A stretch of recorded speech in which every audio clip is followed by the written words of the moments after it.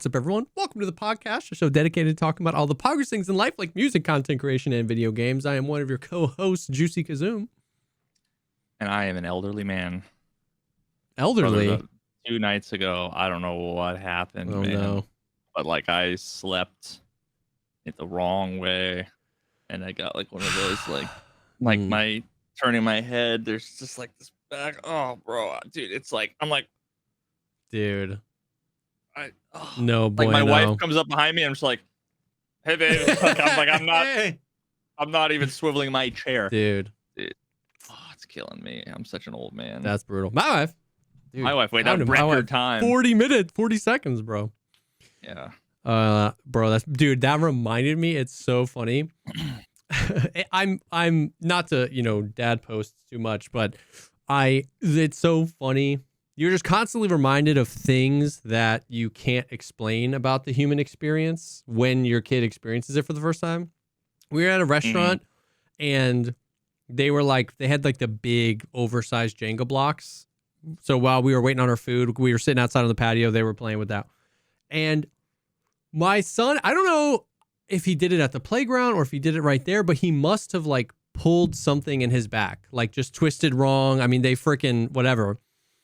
And he wasn't like crying. He was just like 70-year-old man. He was playing with the Jengas and then he'd stand up and he'd go, oh, my back. And then he would just go. And then he started getting more and more annoyed. And it's like, how do you explain? It's like, you probably just pulled a muscle. He's like, what's a muscle? And I was like, it's just like, why does it hurt? Shut up. I don't know, man. Like, I don't know. It just happens. It'll feel better in like 3 days. It's a muscle. It's like, do you know what a clam is? Do you know what, why are there muscles? I don't know.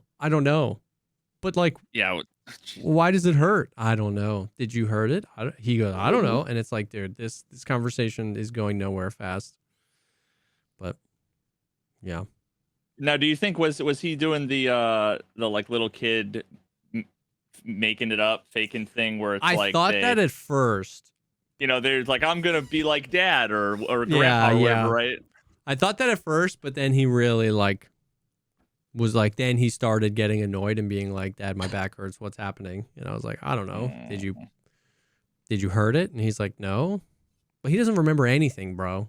He doesn't remember anything. So I don't know. But now, speaking of muscles and clams, I learned something while I was doing some research for my video, and somehow this is tied into my video.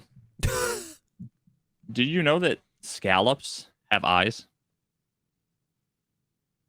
Wait, really? Like thousands of them? Thousands? Are they like pseudo eyes, or are they actually like eyes in the way we have eyes? Oh no, bud, they're like eyes. Yeah, they're very much like. No. What? Are they really blue, or is that like enhanced to show? Who knows? I don't think anyone knows. It's a mystery. Bro, have you ever been scalloping? Fuck no, dude. What? I'm not, an outdoorsman myself or a man of the sea, but I went once with like my wife, and her family friends. And it's actually kind of mad fun because they're like not dangerous. There's a trillion of them. And so you just dive under and you got a bag and you're just like grabbing them and you're throwing them in. And then you eat them? They do. I did not eat any of them. That's disgusting. I don't want to touch anything, and I don't want anything to touch me in the ocean. Sorry. That's fair. The scallops are fine because they're like rocks. They're hard. Like I wouldn't want to grab a fish. And now you know on the boat back, they're like cleaning them out, and I'm like, I'm fine. Now you know the little mini Cthulhus are sitting there looking at you with 1,000 now eyes. Exactly. Now I realize when I was underwater, I had like 8 trillion eyeballs looking at me, which is crazy. Yeah. I was the Cthulhu, I guess, though. I ended up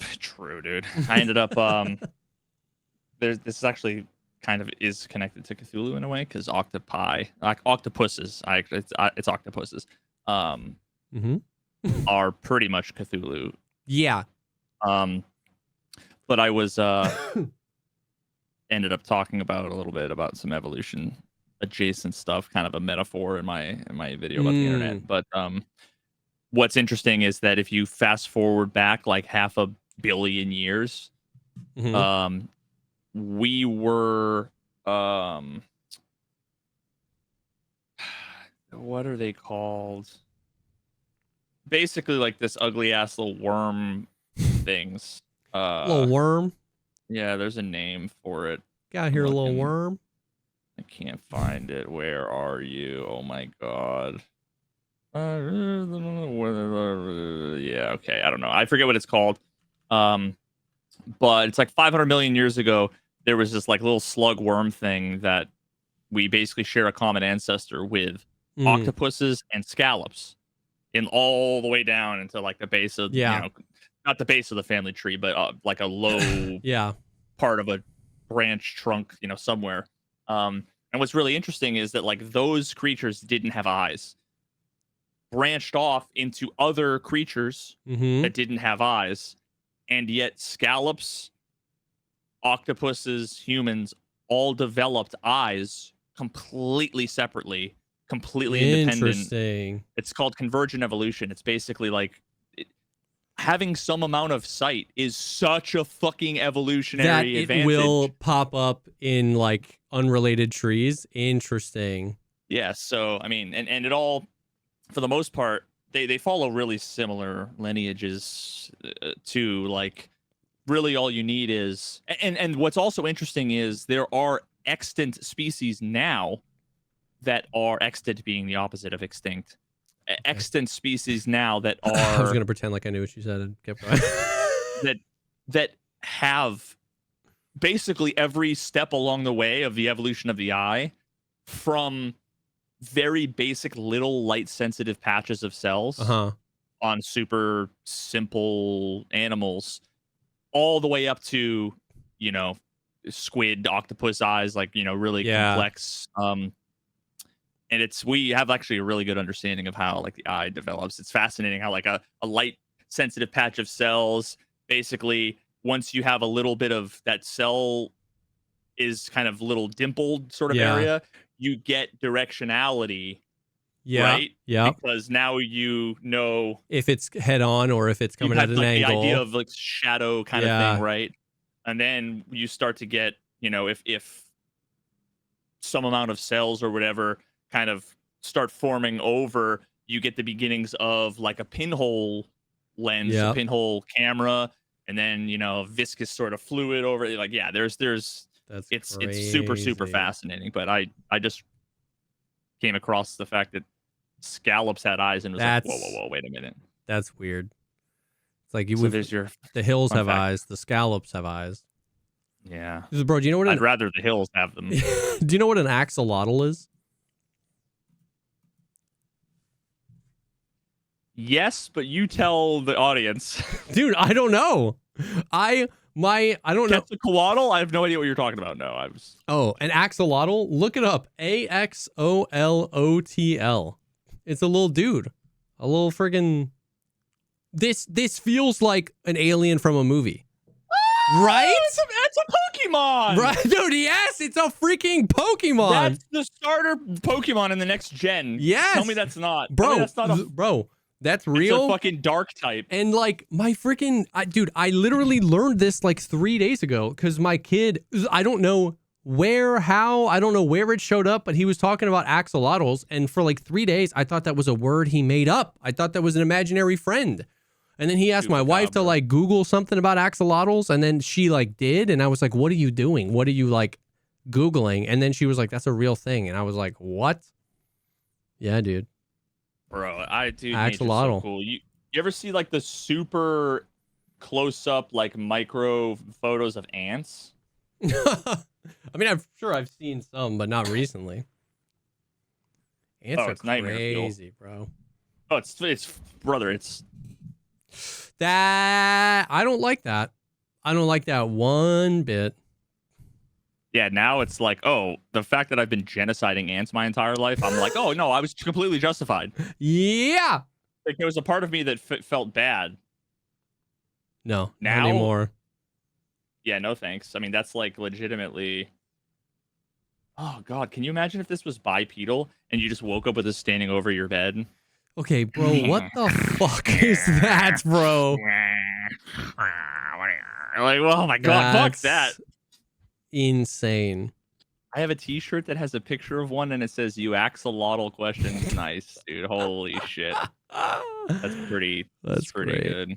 I got one that's it's actually super. I've seen it like 8 million times. So I'm sure everybody's probably seen, but it's a little T-Rex that has, you know, those little like things that like you have to get socks behind the couch or whatever, like old people have, where it's just like a rod. Yeah, like with the little clamp. And it's a T-Rex with 2 of those, and it just says "I'm unstoppable." Nice.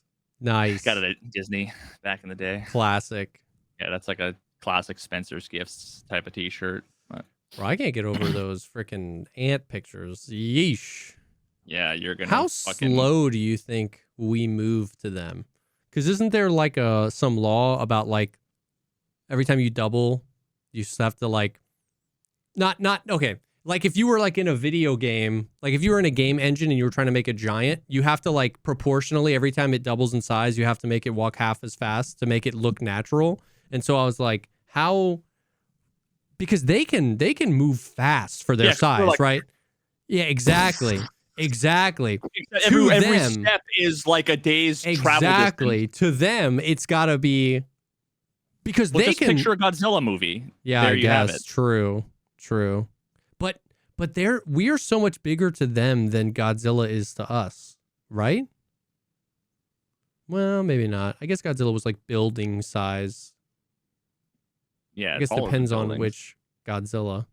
Yeah, I don't know. I've never actually I don't know that I've ever seen a Godzilla movie, more so like the million references. Now that you think about it, now that I think about it. Now that you know there's never been a Godzilla movie ever. It's only there's fun fact, there's never Godzilla movies don't exist. It's like Fruit of the Loom Bro, kind of thing. Oh yeah, for sure. Damn.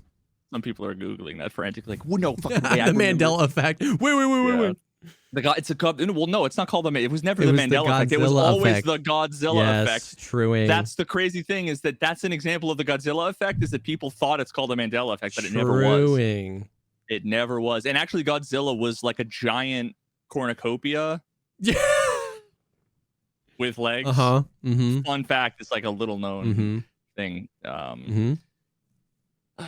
So anyway, right, you know what? Now that we're saying fun facts, I might as well get this random one out of the gate super quickly. There's the line in. We've been talking about Sleep Token, and this will be probably the third to last episode we reference Sleep Token for 4/5 of the episode. So in Gethsemane. There's the post chorus where he says, "Do you want to hurt me? Do you want to hurt me? Because nobody hurts me better." Have you noticed anything during that section? So there's like a couple of weird chords in there. What do you think the words are? Do you want to hurt me? Do you want to hurt me? Because nobody hurts me better. And then same. I thought it was just same.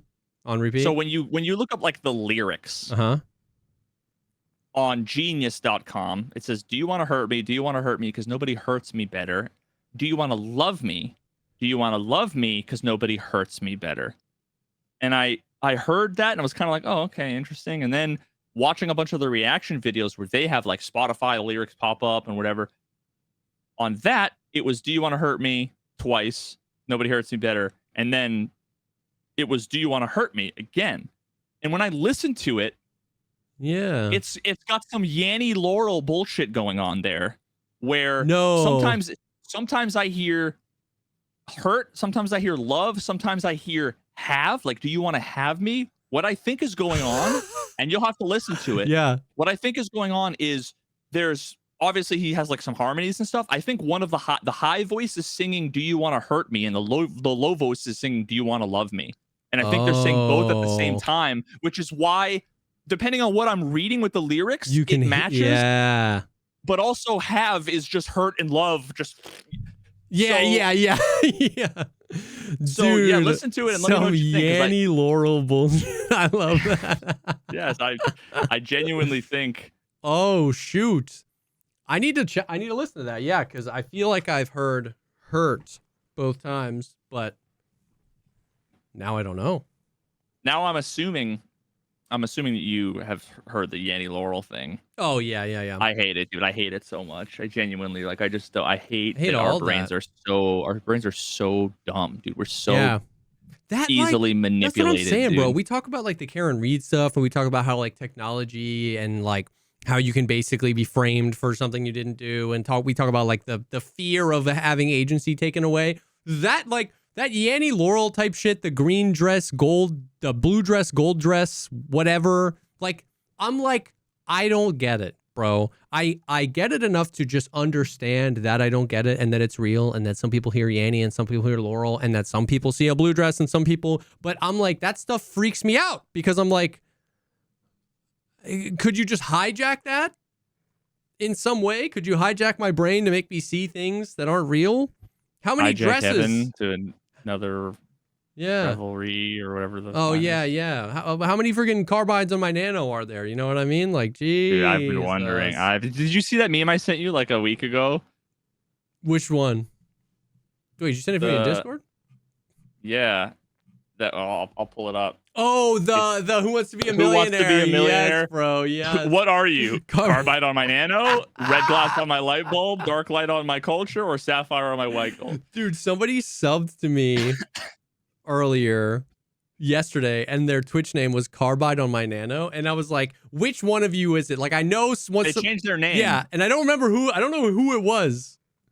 Or no, if they came in and their name back. they came in and said, do I make sense? And I clicked on the thing because they had like, I don't remember if they had like 300 messages in my chat. And reading through the messages, I was like, I don't know who this is, but you've been here a long, like it's someone. Yeah. It's someone. Yeah. And whenever I see sapphire on my white gold, I literally just can picture like the white rose, like iPhone, the ugliest iPhone color ever. The rose gold. The rose gold. Yeah. So that was ugly. That was ugly. All right, so that's the last sleep token thing we'll ever talk about until next week. Until Monday. Well, other than that, what's been going on? I mean, I've just been pivoting back to the a lot of more true crime stuff. I've been watching a bunch of like JCS videos, even though like I JCS Criminal Psychology, that channel is like the guilty pleasure of like I know it's kind of like bullshit. But it's still entertaining to me. Like body language analysis is nonsense. Like all that stuff where they're like, it's really easy to say things about behavior when you objectively know what the outcome. Like it's like they're clearly lying here. It's like do that to anyone when you don't know the verdict from a case 5 years ago and you haven't seen all the video footage and whatever. It's always just kind of like this post hoc rationalization. It's very Tony Hawk rationalization. Tony Hawk rationalization. That makes sense.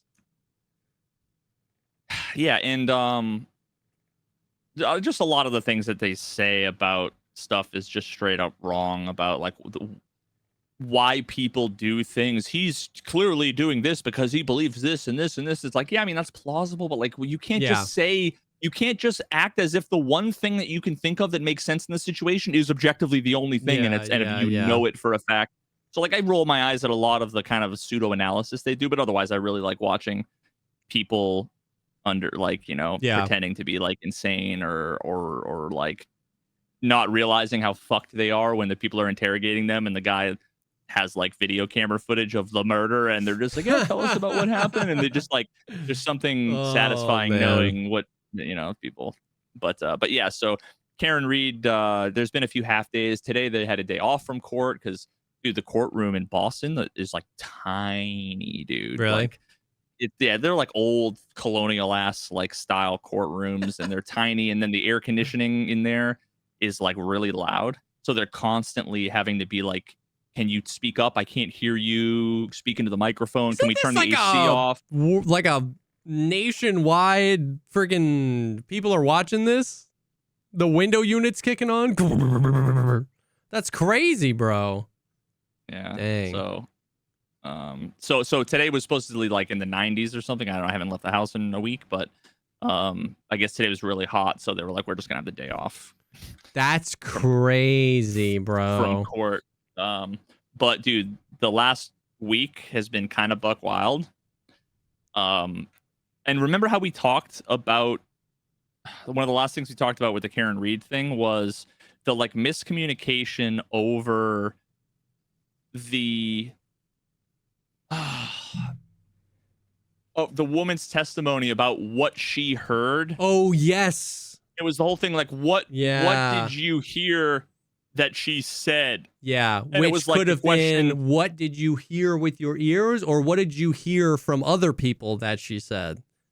Yeah, Yeah, so there was I the remember vagueness of the that. language there. Well, there was like a dog bite expert woman who's like the giga chad. She's like 80 or something, but she was the first female Boston police officer in like the 70s. Jesus.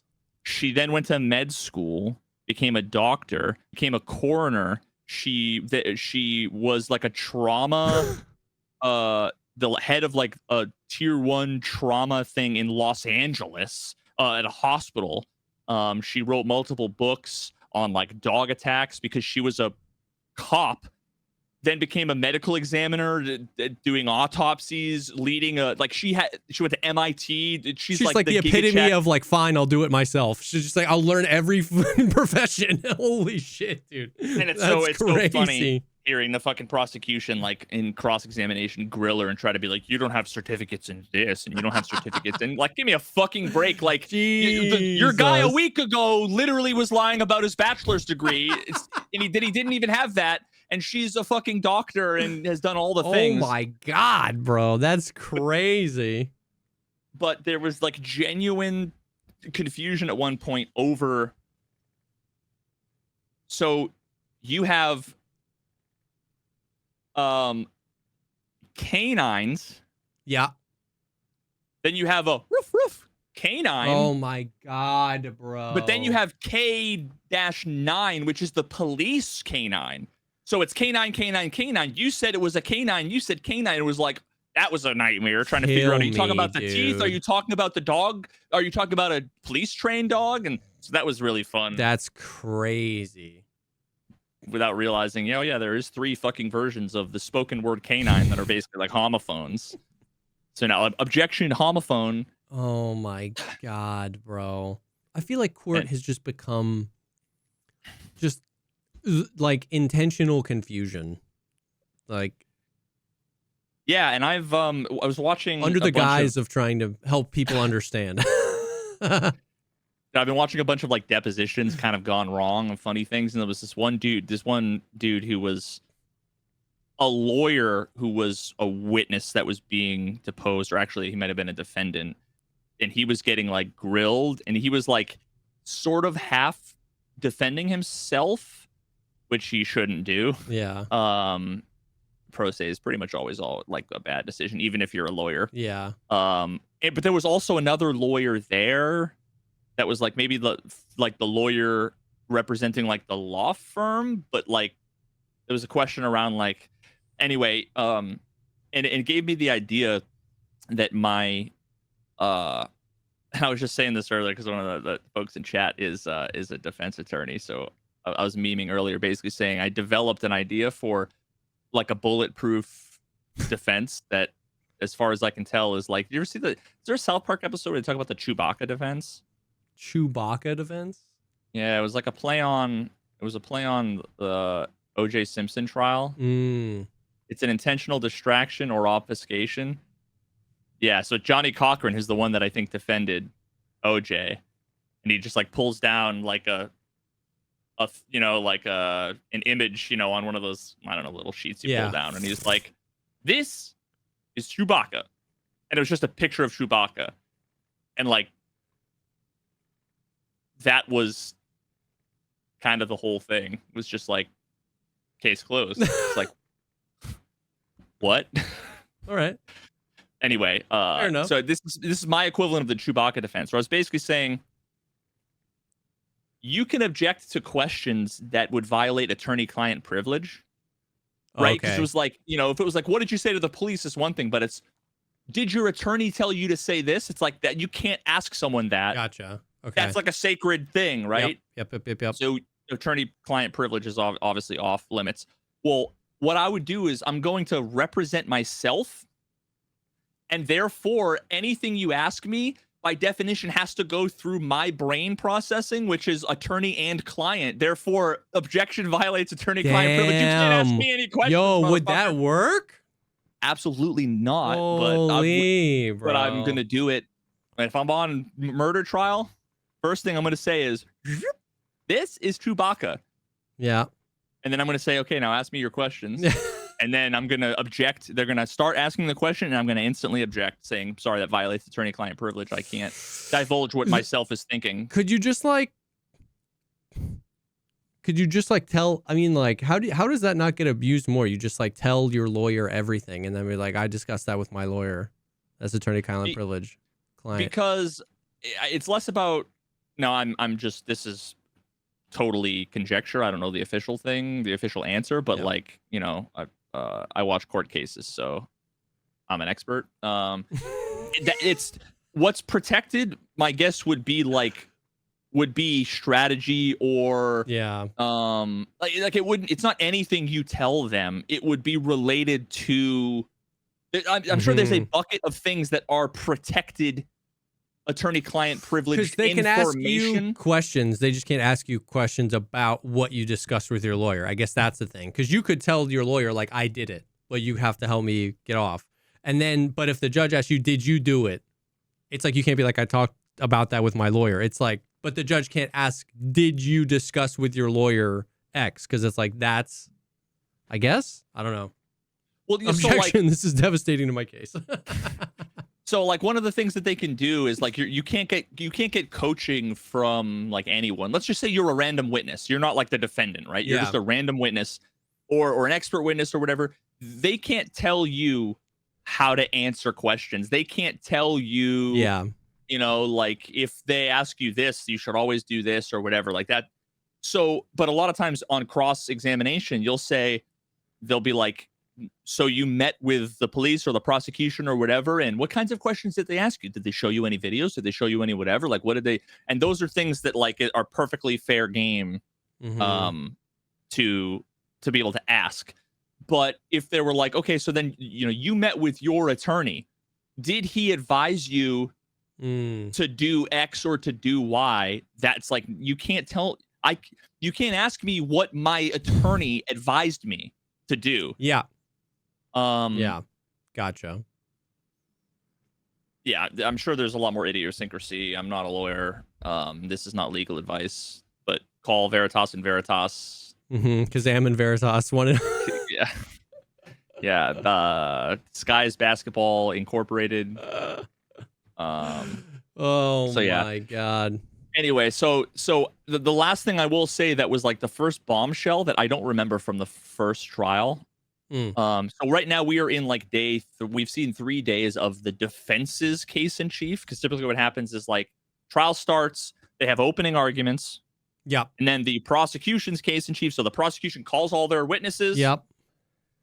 Cross-examination can happen. There could be recross, whatever. All that stuff goes back and forth, and then when they're done, they'll rest. And then the defense starts their case in chief. They're the ones that call witnesses, and they'll kind of sort of build their case. And at the end, then they have closing arguments. And at least in these trials, typically what happens is like the prosecution might be like 8 weeks or something, and the defense will be like 3 weeks, or it's usually like a lot more succinct, because the prosecution has the burden of proof. Yeah. As the defense, you don't have to prove that you're innocent. The default is not guilty. Yeah. So you don't have to do anything. If they just don't meet the burden of proof, you can sit there and do nothing and say nothing. Now, what you want to do is try to cast as much doubt For sure. as possible, because legally speaking, if there are multiple ways of interpreting evidence, multiple reasonable ways of interpreting the same piece of evidence, Mm-hmm. you are required. Now, juries do what the fuck they want. You know, they're required to ignore things and not pay attention to things, but it's still, as Emily Baker says, once the shit's out of the horse, like you can't put the shit back on the horse. Yeah. But they're required to choose the interpretation that is most favorable to the defendant. Yeah. You know, so like if in this case, right, it's his head, John O'Keefe's head, you know, the decedent, his head was like cracked open in the back. Yeah. It could have been that he fell back after getting hit by a car. Yep. It could have been that he got punched in the face and fell back. If the medical examiner says both are plausible, both can happen, you have to go with he fell. The one that isn't the murder. Gotcha. That makes sense. And it's the prosecution's job to basically prove it couldn't be anything else, right? Yes. Now, so one of the core, there's really one super damning piece of evidence against Karen in this case, and that is shards of her Karen Reed's Lexus taillight found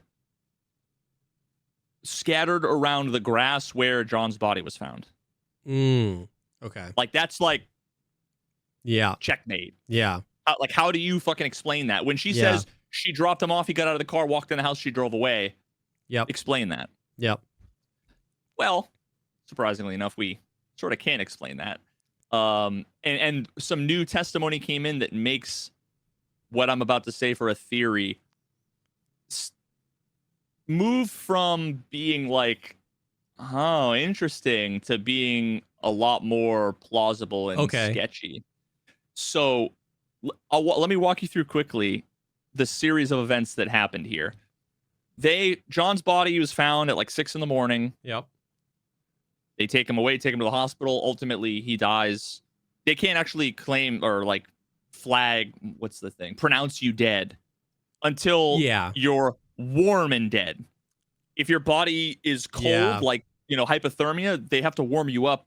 Because there's I guess a chance they can bring you back or whatever. Yeah. Yeah. So, you know, so there was some time that, you know, they took him away, whatever. And then they did like a preliminary sort of search of the area. Now, this was after a snowstorm. Yeah. So there was a good amount of snow on the ground.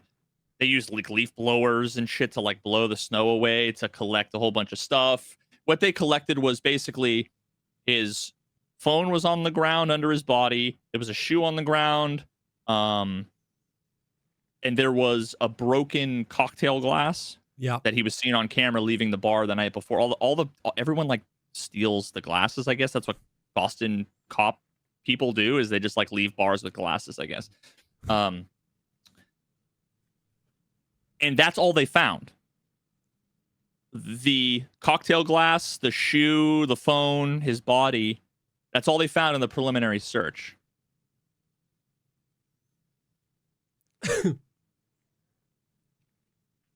Karen, everybody goes to the hospital. He gets pronounced dead. All this stuff happens. There's some driving around, talking to, you know, whatever. Yeah. She goes to her dad's house in Dighton, Massachusetts. Maybe 10, 12 hours like after they originally found him. It was later in the evening. Yeah. And that's when the state troopers went and confiscated her car. Okay. Now, it's protocol, I guess, if you're a state trooper, if you're driving into like the town, like Dighton, they basically call the cops there and they say, hey, we're going to be doing cop stuff in your area. You want to come and like be here? Yeah. Because we're going to be in your jurisdiction. So there was a cop that came with them. Gotcha. So there's a cop there. They went, took her car, backed it up, put it on a tow truck, drove it away. Later on, the car is in the police department's Sally Port, which is just like the garage. Yeah. Where they have camera footage of the car being pulled in, and the cops kind of looking at the car, you know, whatever. And then I don't remember if it was later on that day. I think it was the next day. Trooper Proctor shows up to the scene, calls some, I think, some of like the evidence people to kind of like do another search, and they find a bunch of pieces of the taillight. Now, there's a couple. There are a couple sort of sketchy bits in the middle that make that even worse because you already start to go, right? God, I just got jump scared by the ant picture.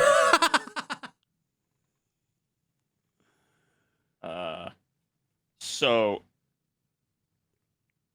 this is what her taillight allegedly looked like. Okay. This whole area, like, should be red. Yep. So like almost the entire thing is gone, right? Yeah. Now, in all of the witness statements, yep, from all the other women who were in the car with Karen when they found John, you know, a few other people, they all said that the taillight had a crack in it.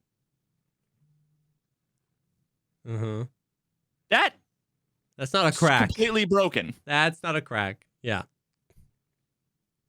And actually, here's a picture of kind of what. Yeah, that would look like. It normally looks like. So all that was like remaining basically was like a little chunk sort of here. Yep.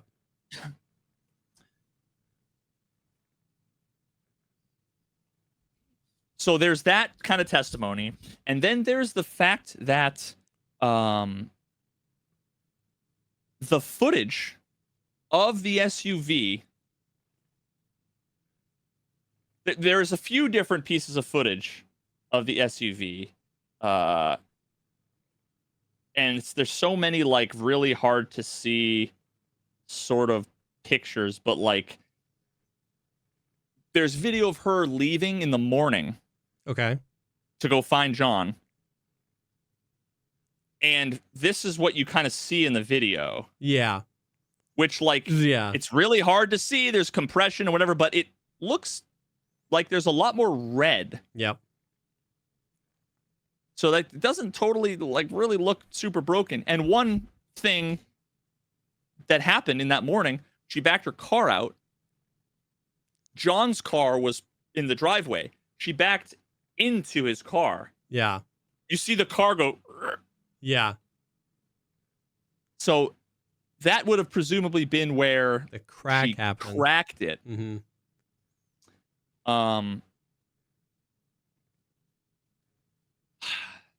So then the last piece is the video from the Sally Port. Is curious.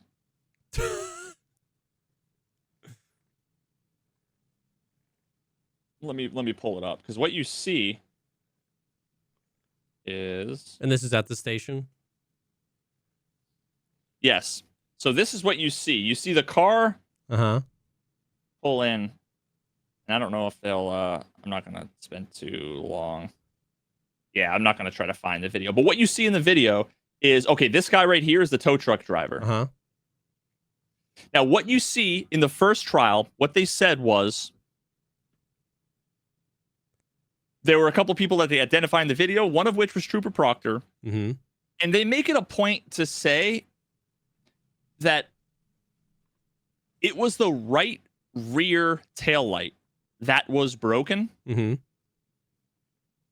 They like make it a point to say that. Yep. And at one point you see a few of the cops walk around and they're standing like over here back by this door, which like what taillight would be there? The left back left taillight. The problem is, so this is the tow truck driver. When he pulled the car in and he got out from this door. Interesting. The video was flipped horizontally. So what you see is them talking about, is the right rear taillight. The implication being none of the cops were anywhere near it. Yeah. Except they all were near it the entire time. It was, yep. And the question is whether or not it was intentionally flipped, whatever. But one of the first things you notice is, this antique police car says police backwards. Yep. So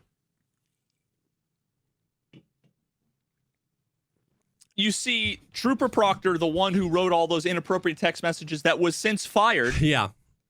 that the prosecution didn't even call on his trial. Didn't even call him as a witness. Yep. Didn't even mention him. And they tried to downplay. Yep.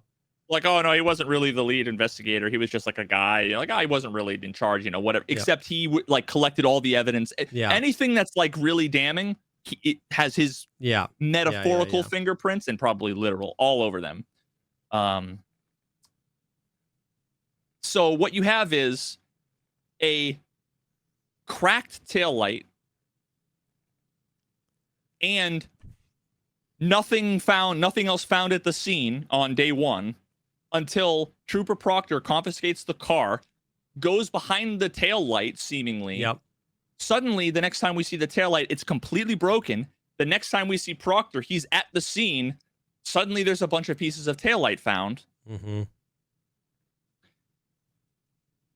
You know, but all you have is this kind of vague thing where if someone says like that a taillight is cracked and missing pieces, like you could picture like a soccer mom, not being super detailed, right? Maybe when she says it, like maybe when it's completely missing, she would just describe it as cracked and missing pieces, right? Yeah. Like, so there's like enough plausible. Yeah. And to think that this guy, you know, all of the videos really vague. There's really kind of like, it's really sus, but kind of questionable. It's enough for reasonable doubt, in my opinion. For sure. But the one testimony we got a couple of days ago was the Dighton cop that came. Yeah. He basically was outside while Proctor went inside to talk to them, whatever. He basically stood outside by the car for 20 minutes or whatever, and he said what you see, the taillight before the car was towed was absolutely nothing like this. Ooh. Another police officer from an independent agency basically said it didn't look anything like that. Yep. He said that it was missing about a dollar bill sized piece of plastic, which when you look at some of the videos, it very closely corresponds to like this bit being the part that was kind of broken. Yeah. But all of the rest of this was here. So like the theory is basically that Proctor, you know, kind of yanked it off. Broke the pieces off. And I don't think that he was doing it to frame her in the way that, and of course this is all just conjecture. It's my theory crafting, you know, whatever. I don't know if this is technically framing or not. Like if you believe someone's guilty, and you plant evidence to make them seem more guilty, maybe that's framing. I don't know. Even if you call it framing, there's a distinction between I know this person didn't do it and I want them to go away for something maybe I did. That type of framing. And we know she did it. We all think she did it. And this is going to be a bunch of red tape. Let's just put this out there. And then maybe that's both framing, but there's a distinction there. That's what I was going to say, was like similar to how you said, like your take on basically what happened wasn't that like an entire police force was like, we're going to fuck with her. But it was like two guys got into a fight and then like maybe three people total in the whole world were involved. Like it's a smaller, more easy. That's what I was thinking. I was like, it was cracked. Maybe on the way back when it got pulled in, a piece fell off and hit the floor. And then he had the idea. He was like, oh, you know what I mean? Like, so he just like scooped some of it up or yanked a piece off and then spread it out there. Like it wasn't like a predetermined thing. Like maybe something happened where a piece of it fell off and he was like, oh, it's like, this will put her car there and help it. You know, it's already broken. He maybe believed that it broke because she backed into him. And he was like, oh, this will help. You know what I mean? Exactly. Exactly, dude. That is very interesting. Very interesting. I don't think I'll be able to find it, but there's actually a second angle of the Sallyport footage that it blows my mind how this video could possibly exist in the year of our Lord this would have been 2022. You ever see the Game Boy camera? Yes. It's like, imagine if you took a Game Boy camera and you put it underwater for a year and a half. Yeah. And then tried to take a photo with it. For security cameras. For sure. Is there a bunch of Game Boys? like I'll try and find it. It's the worst. It's the worst thing you've ever seen in your entire life in terms of video camera. It's like wild that they're showing it in court. That's crazy. Yeah, I don't know if I'll be able to find it. Well, I'll look for it in the meantime. But yeah. Yeah. Well, while you look for that, I do want to take a quick second and thank the first sponsor of this episode, and that is Mando. Mando's got you covered for anywhere you smell and all the different scents that you need. The Mando, we've been using that for a while. I've basically fully swapped over out of my old deodorant, which was like the gel type stuff, which, it works, but it just can ruin the shirts so much easier. With Mando, you have like literally every option of what you want for your deodorant. You've got the stick deodorant, which does not like create those like gel stains on your shirt because it's not gel, which is nice. You've got tube deodorant, so you can literally just like put it anywhere you want, freaking little shower in a bottle. You've got aerosol deodorant, if that's your vibe too. Anything you want. The scents are refined is maybe what I would say for the scents. You know, it's not like strawberry, mango, watermelon, extreme, sports, Tony Hawk. It's just like leather or like bourbon. You know what I mean? They even have unscented ones, which will help prevent you from smelling if you don't want to smell aggressively like something, which is kind of nice that they have as well. If you wear like cologne or something. So, I mean, they got you covered, man. Mando's legit. Yeah. I mean, especially now that it's getting warmer, dude. Just having deodorant that doesn't ruin my shirts, that smells good, that it's like the essence of all of the things it avoids all of the things that I hated about the deodorant that I was using before. Yeah. Like I said, it ruined my shirts, didn't really work all that well. You know, always kind of had that sort of slimy thing because I had to use the gel because I couldn't find any good aluminum free solid sticks. Yep.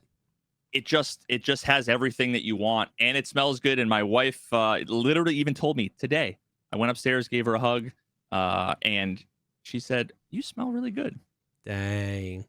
That's it. You know, that's the wife test is always the test. It's whole body deodorant, so it's literally for anywhere, pits, walls, thigh folds, belly buttons, literally anywhere you be smelling. It was created by a doctor. It's been clinically proven to block odor all day and control odor for up to 72 hours. Baking soda free, paraben free, variety of scents. It's pretty great. The Mando starter pack is perfect for new customers. It comes with the solid stick deodorant, a cream tube deodorant, 2 free products of your choice, like mini body wash or deodorant wipes, and free shipping. As a special offer for our listeners, new customers will get a $5 off their starter pack with our exclusive code. That equates to over 40% off your starter pack using code POGCAST. Make sure, POGCAST at shopmando.com. That's shopmando.com. And use code POGCAST. Please support our show and tell them we sent you. Smell fresher, stay drier, and boost your confidence head to toe with Mando. Thank you to Mando for sponsoring this episode. I found it. Yes. Game Boy. You're about to see it's just incredible, dude. It's incredible. Oh, what? Mm-hmm. Hold on, what am I looking at? Okay, that's a car up top. Yeah, this is the back end of Karen Reed's car. That's some snow falling off. Oh, they're parked horizontally. Okay. What is this? Under what circumstance is this? Like, what?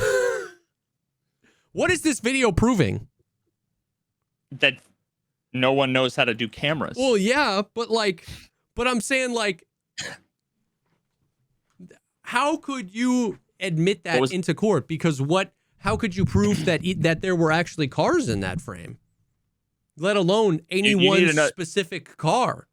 You need a expert witness to do an analysis on the video to say, okay, this is how we know this is a car and not a rhinoceros. Yeah, what the hell, dude? Dude, so where was that, though? Was that like a 7-Eleven's security camera? Because that would kind of make sense. No, that's the Sally port. That's the other angle from the garage and the police station. The opposite side. Where you would see the cops doing the nefarious things if you could see fuck all. Okay, because what I was going to say is if that was like a 7-Eleven security camera put up in 1989, then that makes sense. That's at the police station? Mm-hmm. Yeah, that's the opposite. Because the car up top is that antique car that says police. That's the antique police car. You see you can identify, of course, the siren light.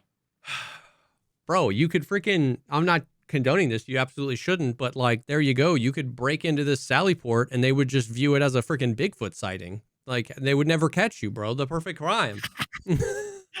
Just walk like... Yeah, dude. The freaking security... Bigfoot walk? Bro, what the hell, dude? That's crazy. Fucking cryptid police, indeed. Just put on like a Slender Man costume or something and play the sound on your phone. Yeah, run really fast. Oh, and that's the other thing too is, oh my God, I'm so glad you said that because Slender Man actually did it. There is literally an Enderman moment. Oh, really? The video. This is the flipped orientation. Okay. Which you can see. Yeah. It's backwards. Oh, yeah. First of all, you can see police, but you can also look at the timestamp. The timestamp's backwards. So you see a pull in, and this is how you know that it's a lot more obvious that you're looking at the wrong. That like when the cops go back here behind here, you know that they're behind the tail light in question. Yeah. But it's like motion sensing.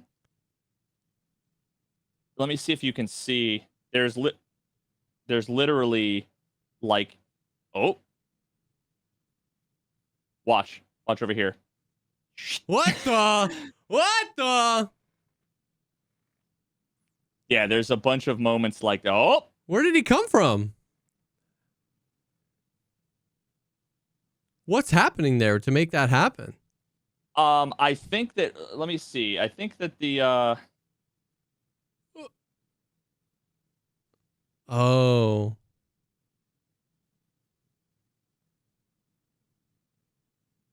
27:38. Oh, 27:57. So that's 20 seconds later, I think. Because it's motion sensing, it's like it turns off and then starts recording again when it senses motion. Interesting. But there's a bunch of weird kind of artifacting where you just see people like fast forward and there's a JPEG compression to the max there. So and it's like just like what are we? This is suddenly, and of course none of these cops have fucking body cams. And oh god, it's just a nightmare, dude. It's just a nightmare.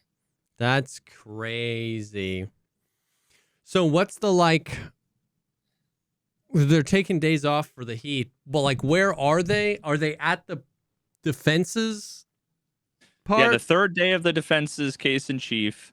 They have called a dog bite expert that basically said, yeah, the injuries on his arms were absolutely dog bites from a dog bite. Have you seen them before? Yeah.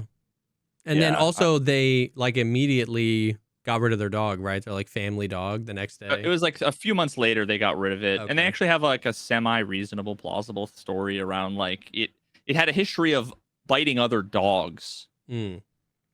And I think there was like another thing and they got rid of them. I mean, it's one of those things that's like, if they were on trial, it wouldn't be enough for me to say they were guilty. Yeah. Like there's enough plausible whatever that it's like, okay, yeah, these people are consistently making like questionable sus decisions, but nothing that's like concrete. Yeah. But yeah, they got rid of their dog and they sold their house and all this other stuff. But so the dog bite expert was basically like, yeah, it definitely wasn't a car and definitely looks exactly like a dog, and had a few people with some other sort of non-interesting things, like this one woman who was sort of friends with John and a bunch of the people that was at the bar that night that was sober Um, she's like really likable, and she was sober, and she was at the bar that night. So like she's like the perfect witness. Yeah, yeah, She basically said like Karen didn't seem to be like super inebriated, like to the point where, and she's a pharmacist. And she was like, damn. she didn't look to be like too drunk to drive. She, I think, was probably like over double the legal limit, so she was way too drunk to drive. But the woman was like, she didn't look like she was like, sloshed or whatever. I didn't think twice about her driving. And her and John were like super lovey-dovey. She even made a comment that night that was like a topic of conversation, because John like leaned over and kissed Karen on the forehead, and she kind of made a joke to her husband like, why don't you ever do sweet things like that to me? So she was basically like sort of a character witness, sort of basically saying like the relationship was fine. There's no reason to think that 30 minutes from this video that she would kill him. Yeah. But in that same video, you see big old ATF agent Brian Higgins, who had been texting Karen for weeks, having a sexual interest in her, and they had done some flirting, and actually there was even reportedly a kiss between them. He was at the bar that night, and she was all lovey-dovey with John. He was texting her like question mark, like hello, and she was ghosting him. And at the end of the night, what you have is John over by the bar, and like the cop bros with the ATF agent on their way out, walking out, and you see the cop guy go like, you come here, like to John. They're not friends, so that's kind of weird. And then later on, the ATF agent was seen at 2 a.m. after having been wasted, having driven from New York to Massachusetts after like a funeral, like the longest day in history. For some reason, decided in a blizzard at 2:30 in the morning when he was hammered to drive to the police station, to walk around the police station for a bit, like maybe, I don't know, to establish an alibi or something. Like, why would he be there? And then also the day before, there was the protective order that was basically going to be given to him to say preservation order, I guess, to preserve your cell phone for all digital evidence. One day before he was going to be served that, I think as a part of a federal investigation, he took his phone, took the SIM card out, threw the phone out in one area, took the SIM card, broke it in half, drove to a military base nearby, and put it in the dumpster in the military base, which I guess, I don't know, I think the implication there is that like if it's federal trash, you can't like search it or something. Crazy, bro. Crazy. And this is a guy who has a history of some like physical, whatever. So yeah, I mean, I think we all know who's really freaking what the hell? That's crazy. That is out of control, bro. Jesus Christ. And the last thing I'll say is that in the last trial, the lead investigator of the state police former trooper Michael Proctor he went on the stand and he had to read all of his text messages talking about Karen Reed's butthole, saying that she should harm herself, that he, saying that she was hot but she has no ass, and then all of his boys, his high school boys, having to read all the things where they're like, yeah, fuck her, no ass bitch, like, oh my god, like what? And he has to read all these text messages out loud. It's like, mwah, you piece of shit. Well, he ended up getting fired, basically. Yep. Well, the defense actually doesn't want to call Proctor in this trial. Interesting. The defense, because if they call him, let's say they call him and they have him read all of his text messages, that allows the prosecution to cross-examine him and to allow him to like justify, to do the whole, what I said was inappropriate, it was bad, it was unprofessional, I got fired, and rightfully so, but it did not affect the investigate. Like, he could kind of try to rebuild that. They like don't want to give him the opportunity to rehabilitate his image. They've been planting the seeds over this Michael Proctor guy. That's like, he's a lead investigator. Why didn't the prosecution call him as a witness? So they've been kind of this mysterious guy. But what they did do was they called one of his friends who was in the text message chain. He wasn't a part of it. He responded like once, unrelated to all of that, but he had all of the text messages. He was in the conversation, and they had him effectively acknowledge this packet of papers that is the text messages were all happened, and just so that they could admit it into evidence. And I don't know how they were going to have somebody at some point presumably read in all of the text messages Because that's kind of genius, though, because the prosecution can't then cross-examine and say, what did he mean? Yep. So they can kind of end around. That's nice. That's actually that whole smart. thing. So that's kind of their strategy. I don't know who, but what was really interesting, though, is the prosecution did come in and they cross-examined that guy, and they had him. They basically said, read this message at this day and this time. So they were trying to get out in front of it to try to take the wind out of the sails, and have this other guy read the messages. And the guy literally was like, these aren't my words. I do not feel comfortable reading these. After reading like 15 of them, it got to the whole like talking about her butthole and all this stuff. And then he was like, I don't feel comfortable. I don't want to be the one on tape reading this shit. So then the prosecutor, Attorney Brennan, ended up, after like they went to a sidebar and stuff, ended up saying, I'm gonna read them. You can just tell me if I'm reading them correctly. And he had to say like, damn, all bro. the shit. That's crazy. You know? He was too much of a coward, though. He like had to spell out the C word. Yeah. He wouldn't say it. Whereas in the previous trial, when he was like, read the message, and he instead of saying the C word, he was like, CUNT, and the attorney was like, basically objected. Made him read it. And the judge was like, these are your words, trooper, you read them. So he had to fucking read that she was a whack job CUNT, and like, oh my god, it's just savage, absolutely savage. So it's gonna get spicy real soon. I can't wait. I can't wait. Crazy, bro. Holy dude, so what a cluster, bro. What a cluster. There's no way that she's gonna. There's no way. I hope, yeah.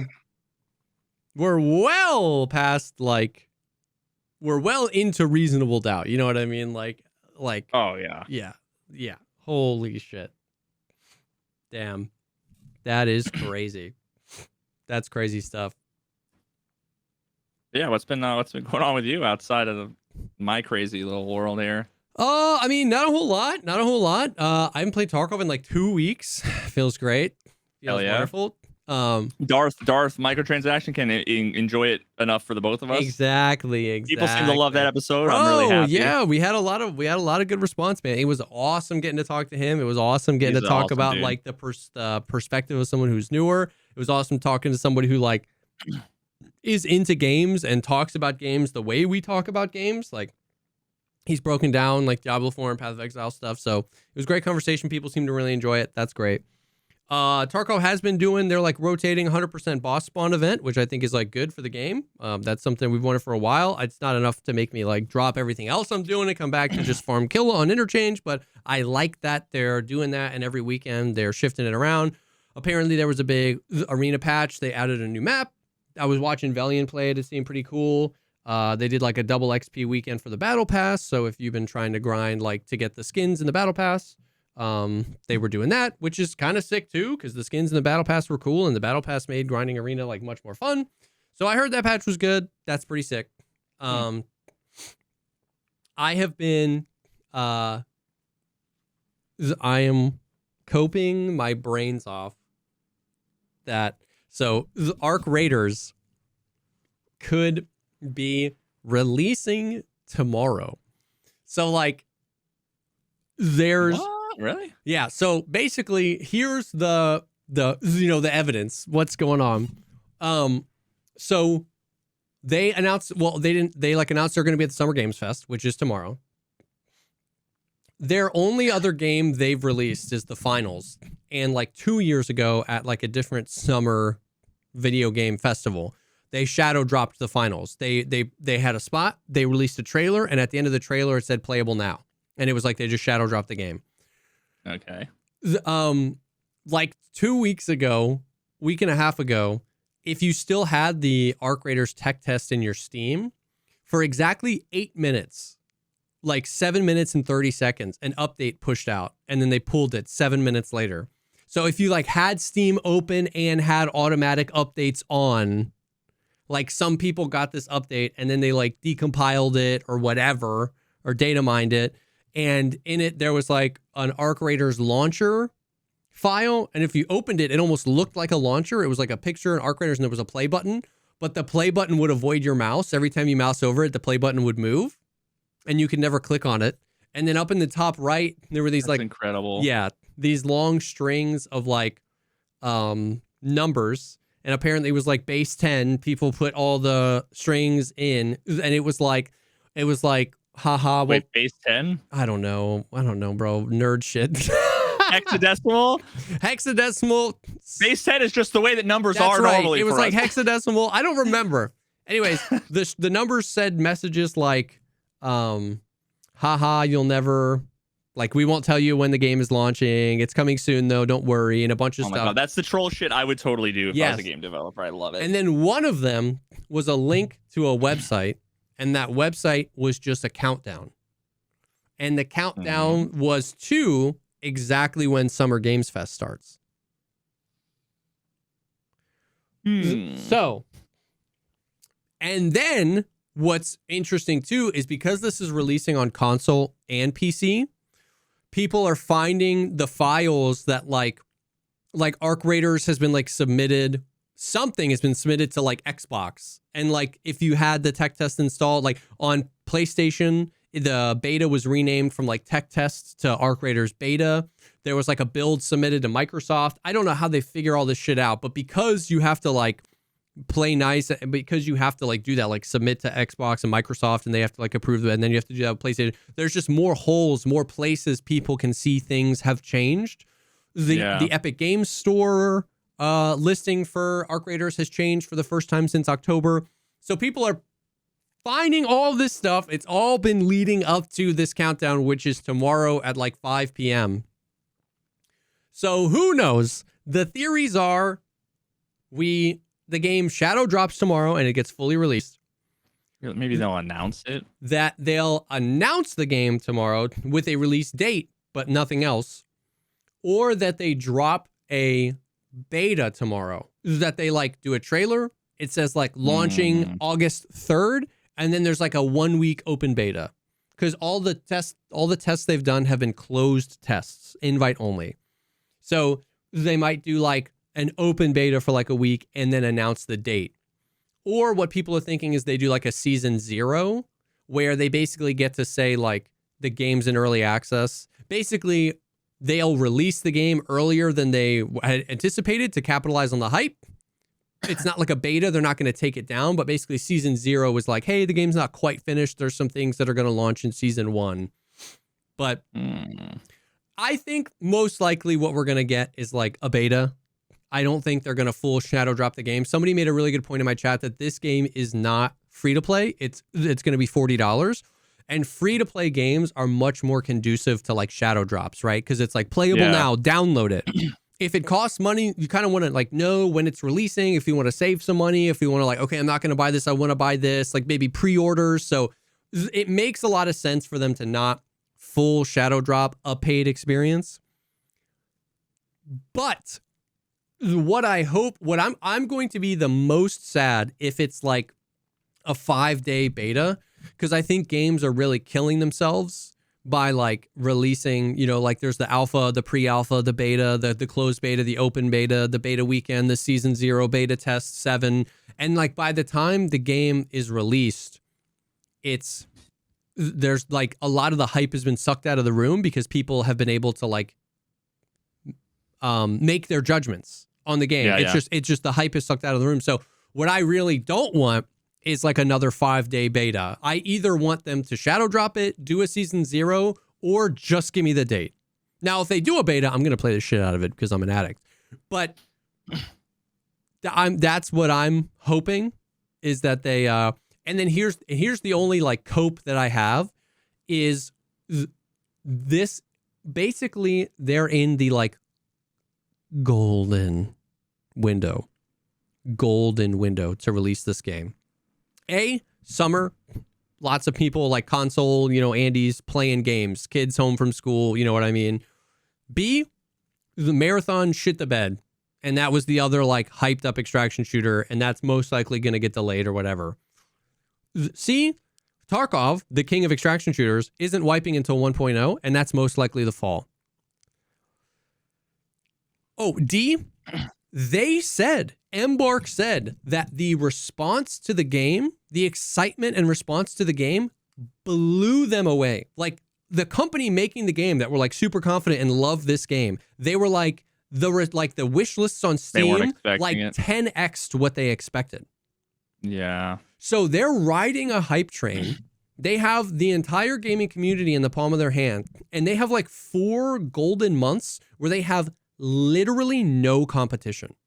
That's the only thing. Like, if I'm freaking Embark, I'm like, we got like, I would basically be like, if we're 90% done with the game, that other 10% will say comes in season 1, drop the shit. Like, you know what I mean? It's too good of a window, Yeah. bro, to not capitalize on that. Because if they release it in like friggin' September, you're going to have Tarkov wipes. You got other games coming out in the fall. Marathon might still come out around them. And I would still say Arc Raiders is going to be the most successful game, even if they released it in November. But it's just like, it's such a golden window, bro. It's such a golden window. So I don't know. I'm like kind of coping for a shadow drop for sure. So here's the big question I have. Obviously, you're guessing. Yeah. You'd have to be guessing here. But do you think, could you see this being a game like a 10,000 hour game? Do you think you have enough information right now? No. So you have probably good reason to be confident that where they were before and where they're going to be is enough to get it there. Mm-hmm. I just wonder if it'll be really sad if it drops, you play it, you love it, and then you blow through all the content in like 2 weeks. A month later, you're like, yeah, I'm just kind of like, you don't wake up in the morning dying to play it. Yeah, I think now that might not be the game's fault. Again, Yeah. that could be like the way I am with a lot of games where I'm just like, I just can't get like super stoked or hyped for a lot of these things. It's really hard to tell because I've been introspectively thinking about this a lot recently, where it's like the only game I have 10,000 hours in is Tarkov. And it's a game I would have 500 hours in if I wasn't streaming.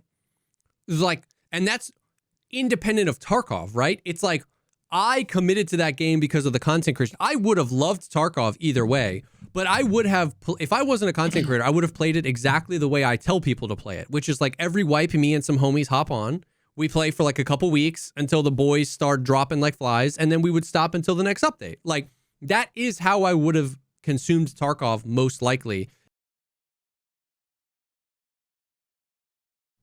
My mic just muted. That was so random. I just lost your sound. Can you hear me?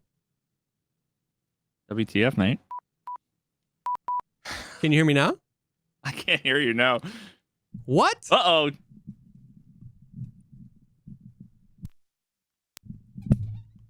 Can you hear me now? What the frick? What happened? Chat, I'm not going crazy. I don't see anything coming up in like my little... Did your mic die? Hit your Go XLR like bleep button. I can hear that. Can you hear me now? Yes. Holy. What happened? Dude, I don't know. What happened was... Now you sound quiet though. Is this better? Marginally. It still seems quieter. New mic incoming? Dude, I don't know. Well, no, what happened was my Go XLR, you know how like when you mute your mic, the big red button pops up? It just turned red, me sitting here. So it muted I monitor my mic, so I couldn't hear my own voice. So I was like, what? So I unmuted it and you couldn't hear me still. So then I just went into like our video ninja call and changed my mic input to something else and then back, and then you could hear it. I have no idea. Whoa. That's very weird. Well, that's going to consume my brain power for the next week. Yeah. Trying to figure out. Yeah. I don't know. The chain of events. Okay. Sorry about that. So basically, you were saying. I was saying like I hitched my saddle to Tarkov in a content creation and in a gamer thing. Like, and that is literally not me saying I haven't enjoyed the 10,000 hours I played in Tarkov. I've just said that what I did was I gave myself a motivation to play for 10,000 hours, right? So when I look to a game like Arc Raiders, I don't trust my own judgment on how much long-term value I see, because like if the game has no content, but I had 6,000 viewers playing it, I'd play it for 10,000 hours, right? I have my motivations are so separate from the average gamer. And then the opposite is true too. If there were 10,000 hours of content, but I had 200 viewers, I would stop. So it's like, it's hard to tell. Now, the tech test definitely didn't have like an overwhelming amount of like end game content, but what we were told was that like what we had in the tech test was like 20 to 30% of the game that they're working on. They supported the finals extremely well long term over the past 2 years since that game has been out. And basically the TLDR of why I like Arc Raiders is because every single decision they made was a decision I would have said was stupid. And it's the most fun game I've played since Skyrim. So at this point, I'm fully into like, I trust you. I don't know what this game needs. You know what I mean? So there were like inklings of endgame content. So like one of the events that could happen on the maps was called the Harvester event, where the Queen, a giant ass spider bot, basically boss, was on the thing and she was guarding some sick loot, and it was like a Destiny don't and it was like a Destiny style raid where like if you got into this pod where all the loot was, you had to solve like a series of puzzles, or you could kill the Queen, which literally takes the entire match, like 30 minutes. People were like teaming up to do it. So that was in, and it was only every once in a while. I saw a clip on Reddit. It was super rare that would happen, but a clip on Reddit where out of the bounds of the map, somebody saw in the distance a spider-looking robot that was 10 times bigger than the Queen. It was like building size, and it was like walking around like way out in the distance past the map. So there's tons of opportunity for like raid-style content, end game style content, farming, PvP, like there's a lot of opportunity there. And when I think about Tarkov and its replayability, it really doesn't have a lot in terms, like we've talked about this before, where like somebody will be like, not inherent exactly into the design. Exactly. So yes, yeah, right. So I've played 9,000 hours and I have made fun. You know, I have had fun like mastering maps or trying to get better at combat or trying to do this. I have 1,000 hours in Power Washing Simulator. There's no, I played the same. I've watched the same shoe house 700 times. So a lot of times people ask me, yeah, do you think you could put 1,000 hours of this like you did into Tarkov? And it's like, yeah, because I just like steamrolled Tarkov, right? Like Tarkov doesn't inherently have like, it's actually one of the biggest criticisms of the people who play Tarkov a lot is like, there's no end game. I'm just on the merry-go-round of running my favorite map nonstop. Now you have like prestige and stuff like that. So basically where I'm at is I think this has potential to be like my next main game. Mm-hmm. And I've never trusted a development studio so much.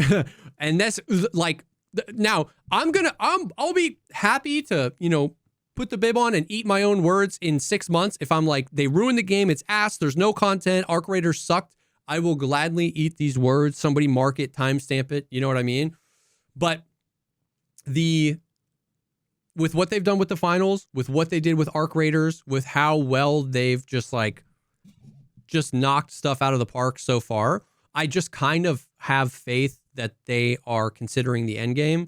I think they talked about they're not even wiping. Like they're not going to do wipes, which means to me you have to have some sort of idea of how you play this game long term, because they want it to be long term. It's going to be a battle pass system, right? They want it to be a game that makes money over time. It's going to be a battle pass system similar to Helldivers, where you buy the battle pass and then throughout the battle pass you get the premium currency that you can then use to buy the battle pass. So you could theoretically pay money for the battle pass once and then never pay money again. You're not going to be able to get all the cosmetics and the battle pass, right? But you can save the currency and then buy the future battle pass. That's what Helldivers 2 does, and that's the way they're going to do it as well. So I am coping so hard that this game is going to be good. Like, and I acknowledge that I am off the rails, right? Like, don't do as I say, not as I do. Like, I'm not even exact, like, as a human. And I think that's why is that, like, for the first time in a long time, it connected with like the gamer inside of Jesse, not just the content creator inside of Jesse. Right? Yeah. Like I've played every other extraction shooter because it's an opportunity for like an extraction shooter to blow up and, you know, whatever. And this is too, like this is going to come out on console. There's an opportunity for this game to blow up.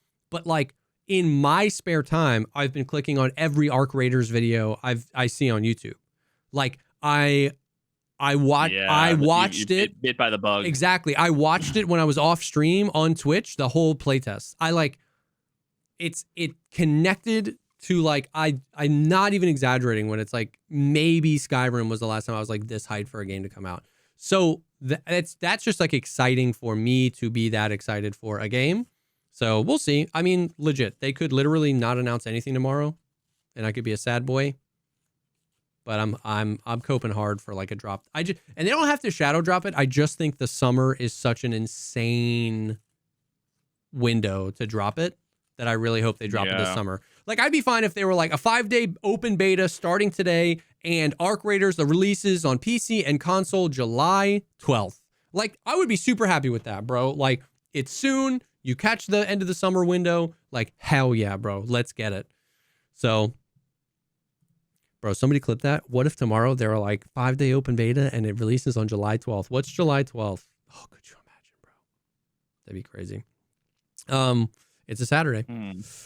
But yeah, so that's the Arc Raiders. That's the Arc Raiders stuff. And before we move on, I do want to take a quick second and thank the second sponsor for this episode, and that is the Perfect Gene.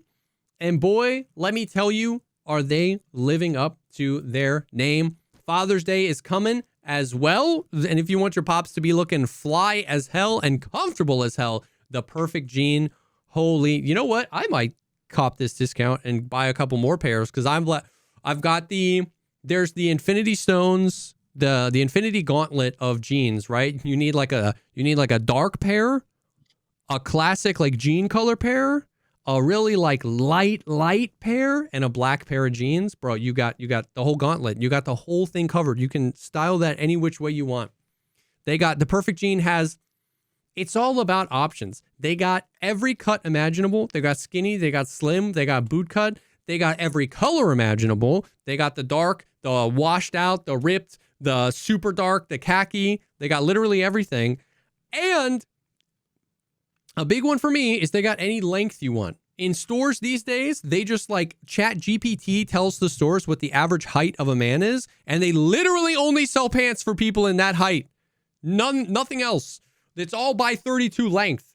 You can get any waist size, you can get any length size, and it's freaking, look at all the colors, dude. I didn't even know there were that many jean colors.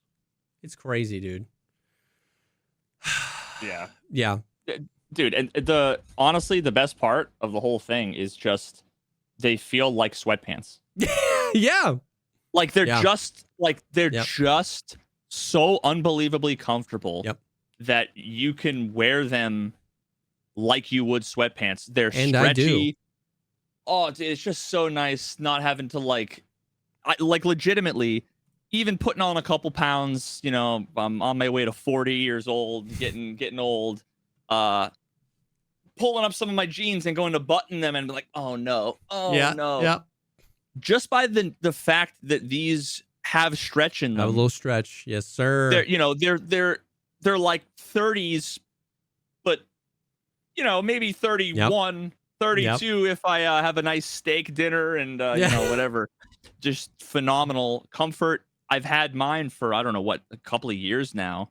No problems whatsoever in terms of quality. They don't shrink. There's nothing weird when you put them through the wash. They're just like, and there's something also interesting about them. I don't know if it's the whatever material that like this magic stretchy denim that they use or whatever it is, but it also like I've noticed doesn't quite get as like wrinkly anything as I don't know if that's like a thing, but they just you know, because I'm the type of guy that I wear a pair of jeans like 70 times before I wash them. I mean, they're jeans. That's what they're jeans, for. Yeah, you chuck them on, and you know, as long as I'm not like sweating in them or whatever, exactly, they're jeans. You know, yeah, dude, it's insane.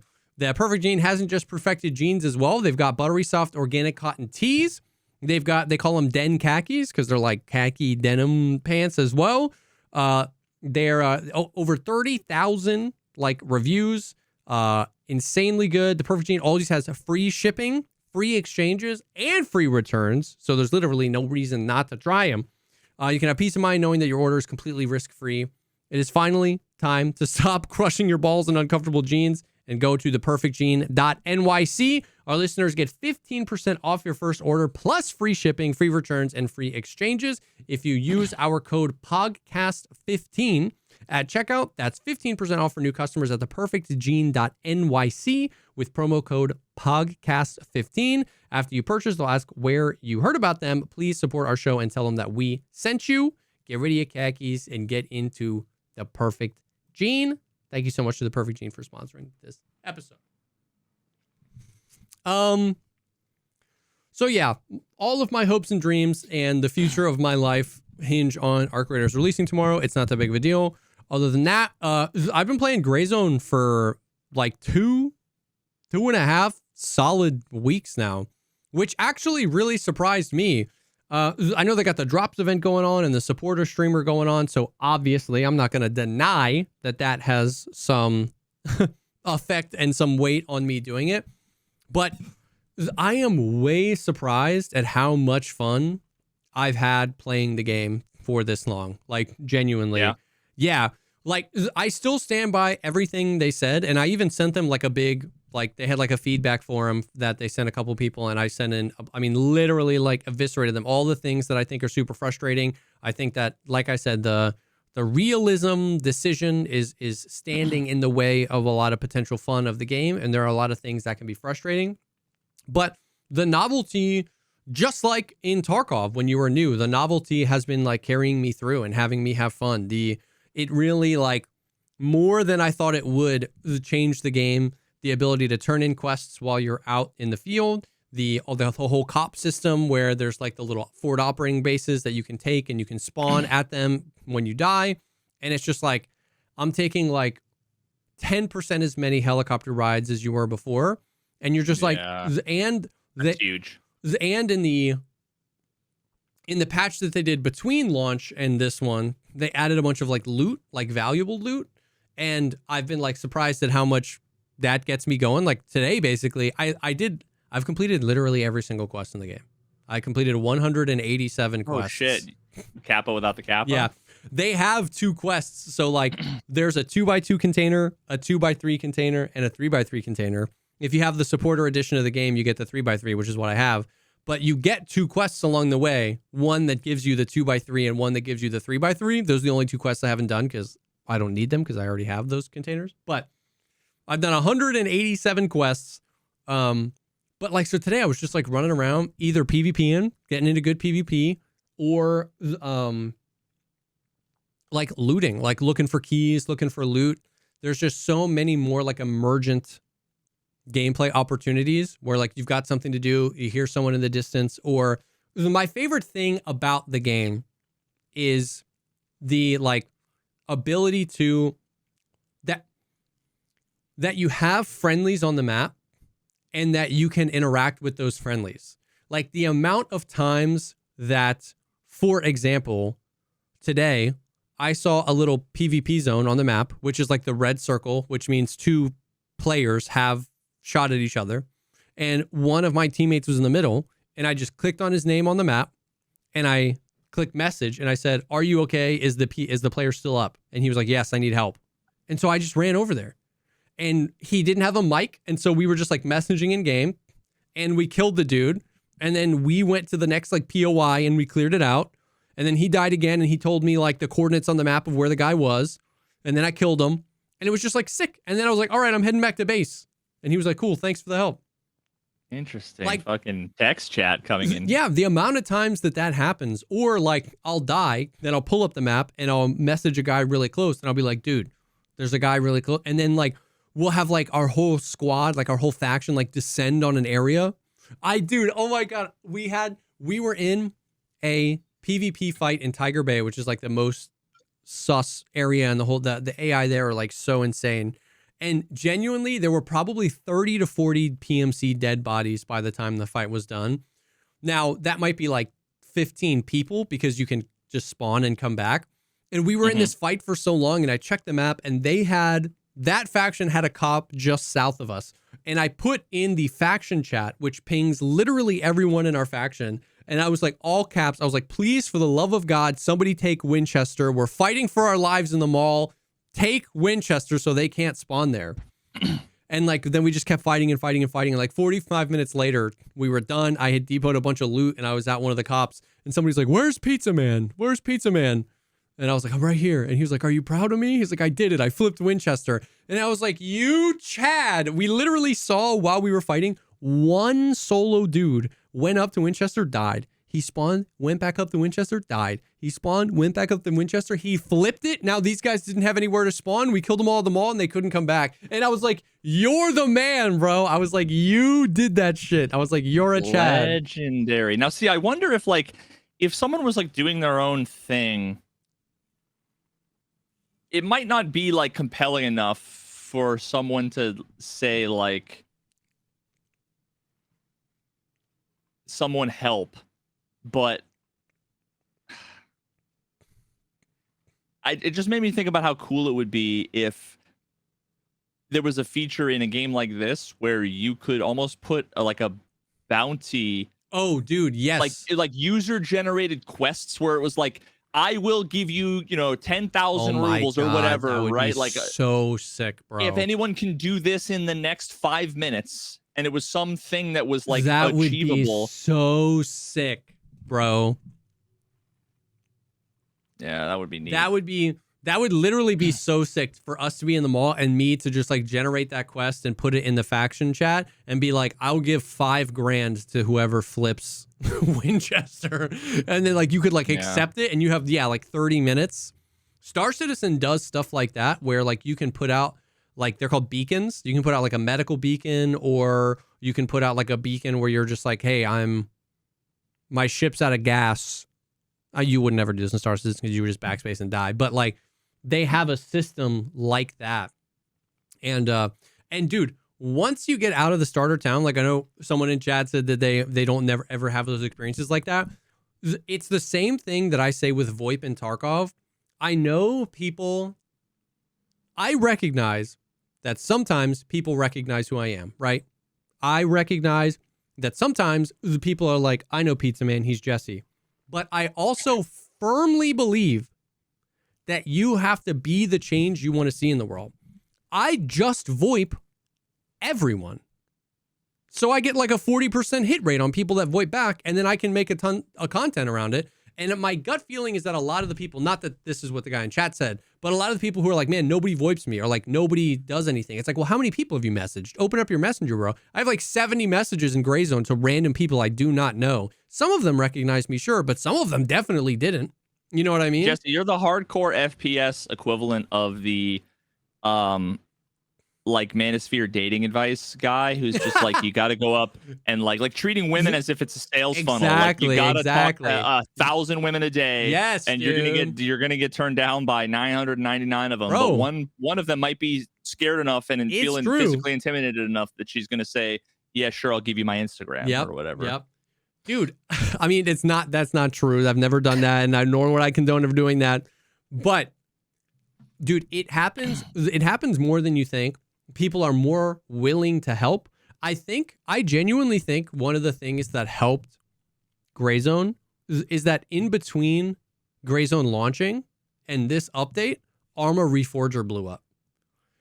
And Arma Reforger is just like an RP paradise. And so, dude, you really set the energy. If I roll up to a squad and I'm like, hey guys, does anybody have this key? They're like, nah.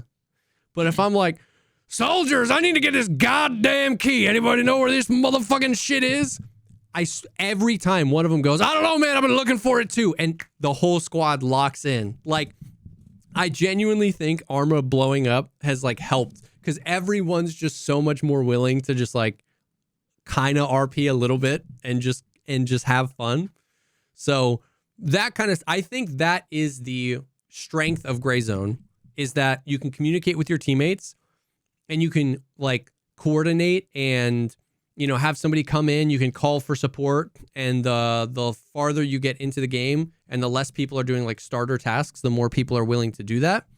And I think they haven't quite nailed it yet. It's still kind of like the cops where you can like spawn at the closest base to you added a lot of value to the game, but at the same time, it de-incentivized putting more gear on when you die.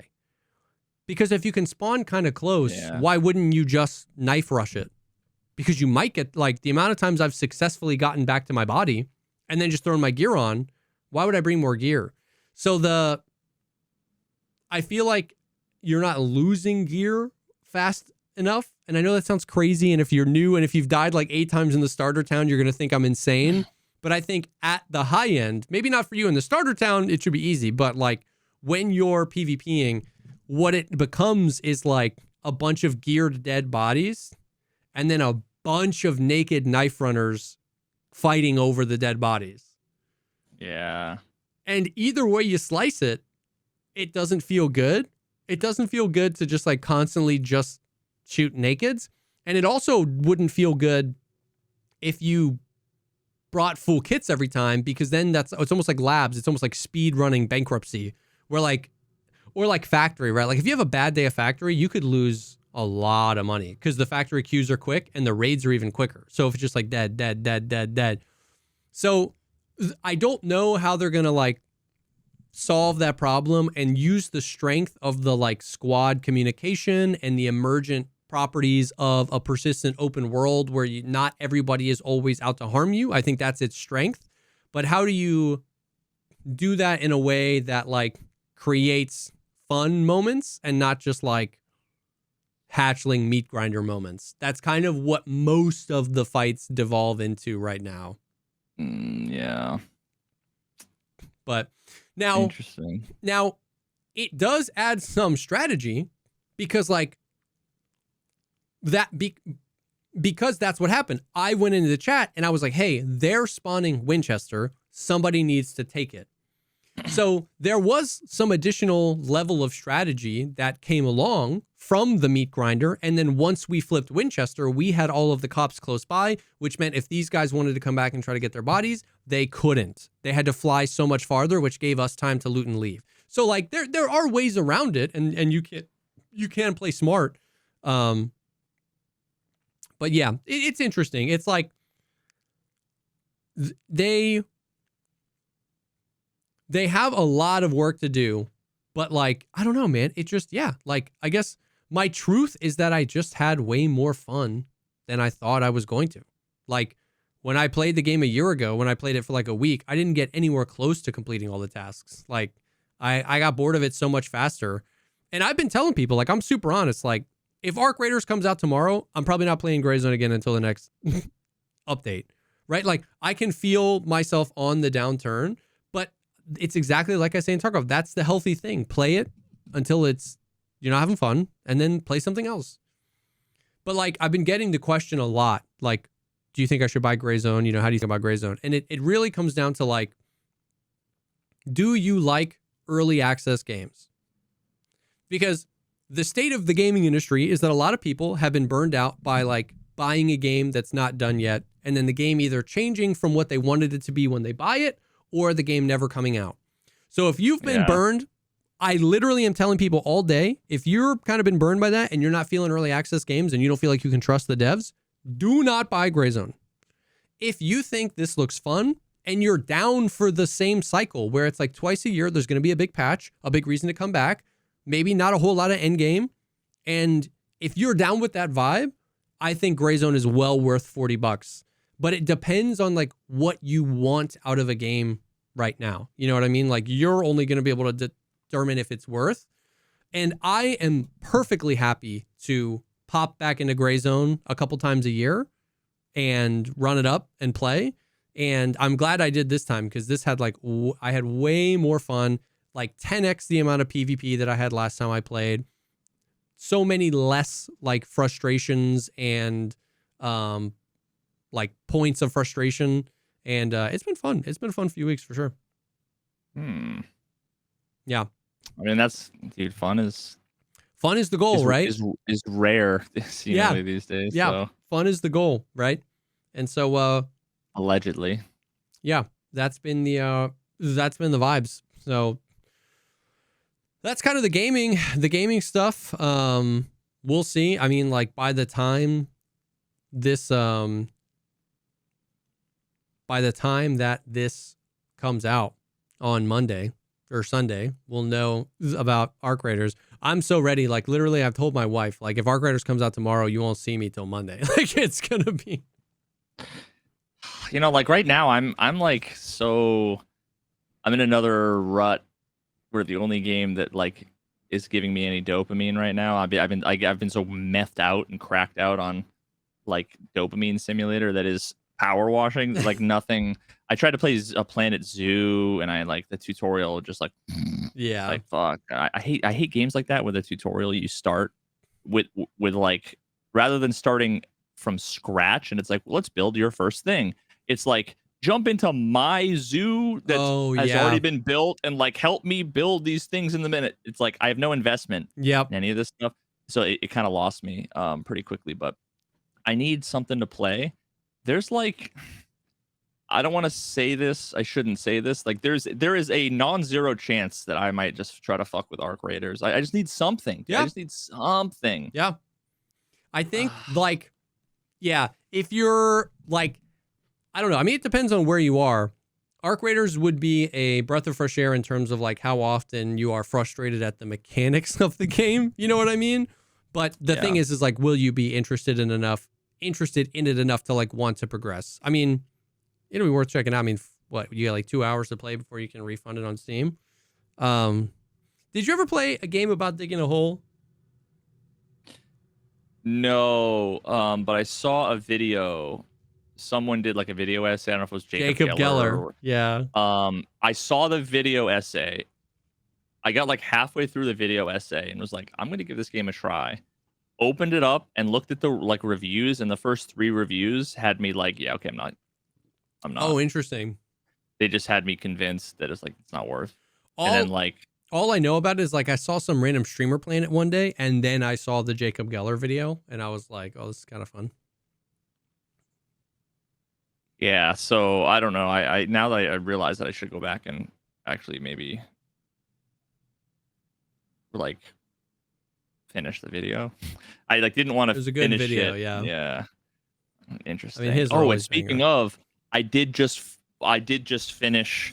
So I finished Expedition 33. Oh, nice. And it was like the story is fantastic.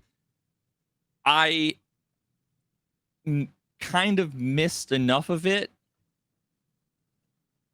Honestly, like I wasn't in the right headspace, I think, to properly appreciate the game because it's the story's way too deep to like not really be paying attention to like what's going on. Yeah. So like I kind of didn't get it. It's like what the fuck was going on. Yeah. But then I finished it, really enjoyed it, watched the video essay and was like, now I have even more of an appreciation I watched for the game. his video essay on it. Yeah. You did? Yeah. It's crazy. Crazy. The story is absolutely beautiful. Yeah. And of course, like it didn't even occur to me that like clair obscur is an art term. Oh. That is so like the like in drama or acting, there's like the happy sad mask. Yes. Like the clair obscur is like it is the like artistic visual sort of kind of representation of that idea. It literally translates to light dark. It's a contrast in a picture, basically, whether it's a painting or a photograph of the light and the dark, which is interesting. So the whole thing is fucking a metaphor for that whole thing. And it's got like a bunch of kind of nested metaphorical whatever. And I was actually gonna say, like, if you don't know if you're gonna play the game, or if you don't think you're going to, then you should still watch the video essay on it. So I'm glad you watched dude, it. I mean, I've heard so many amazing things. I popped into a couple streams. It's a game I would 100% play if I had time. Like if I had off-stream gaming time, like, and that is up my alley. Like, reminds me of the old like turn-based RPGs I played back in the day. It would be a perfect like Switch game. I feel like on a plane, bro. Yeah. So so when I saw Jacob Geller did a video essay on it, I clicked on that immediately. Yeah, and the story seemed crazy. So, yeah, man. I don't know what other. I mean, the Dune game, Dune Awakening, came out today. If you're into MMOs, if you want something to grind, I can't imagine that it would be good. I hate to say it. I just no. can't I imagine. understand. Basically, that was the vibe going into it, and everybody that has played it has been like, it's actually kind of good. Like most people thought it was like, okay, the MMO based on a movie, LOL. But apparently, once again, I haven't played it, but like a bunch of people said it's actually pretty good. All right then. But yeah, I don't know. I did watch the Jeffiot video on the Cooper family photo. Holy. How is Did I tell you I emailed the guy? No. So, yeah, who did I told someone. Maybe it was one of my friends or my wife or something. Oh, it was. Okay. Forget I said anything. I literally, so there, after watching this video, I was like compelled. The guy who he talks about in this video, and I'm not going to say anything, I'm not going to spoil anything. Watch the video. Jeffiot's video. So good. About it's called The Story Behind This Perfectly Normal Photo. And the photo is, let me find it. Hold, please. How does he manage to end every one of his videos with a gut punch one-liner, whether it's said by him or someone else, perfectly timed to the music? Like, I teared up at the end, bro. And dude, he does it every time. And you were like, the skull trumpet one, you were like, I watched this video and it made me cry. And I was like, and like 70% into the video, I was like, at what point would any human being have cried during this video? And then the moment it ended, I was in tears. This one, the minute it ended, I was like, okay, bro, chill, Jeffiot. Like, how does he always do that, bro? It's phenomenal. It's phenomenal. So the video is about the story behind this photograph.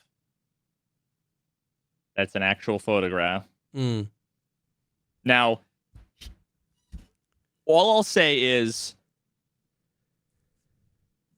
there are 4 original prints on like photo paper from 1981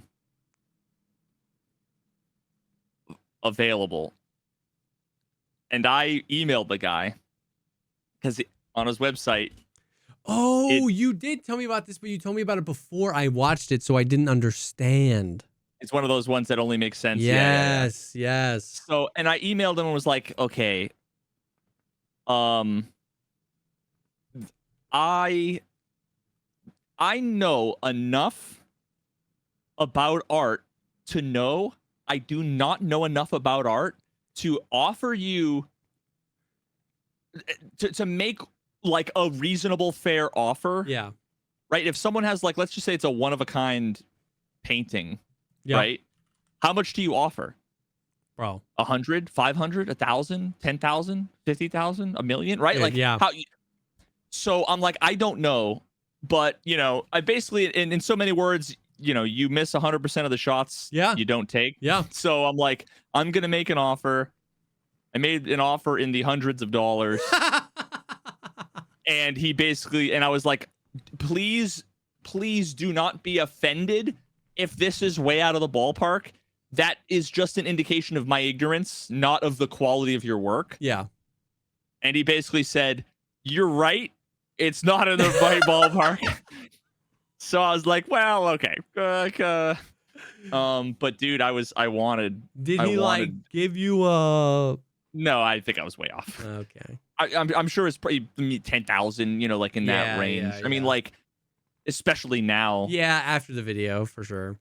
But so anyway, I might just get some prints and some other pictures or something. I don't know. We'll see. But yeah, the video is from Jeffiot, Jaffiot. He's one of my homies, one of my favorite content creators. And the video is called "The Story Behind This Perfectly Normal Photo." And it's 340,000 views in 6 days. Like his videos, he should just have 1 million subscribers. Oh, you know what? Yeah. 228,000. That's pretty pog, actually. Yeah, that's a lot more. Like he's been growing. That's growing. Good. Yeah, he is growing. His videos are doing well, and he is growing, and he absolutely deserves it. Yeah, his content is special. We got to get him on the podcast, dude. Bro, did you see? We should get Jeffiot on the podcast. Did you see Z-Chum? Do you know who Z-Chum is? No. We've talked about him before. He was a Tarkov YouTuber streamer. He made some of the best, like, supercut, frenetic, Gen Z, Adderall, methamphetamine, cracked out, like, videos on Tarkov. I loved his videos. And he, like a year and a half, 2 years ago now, pivoted over to doing Rust content. And the first Rust video he ever made got 5.9 million views.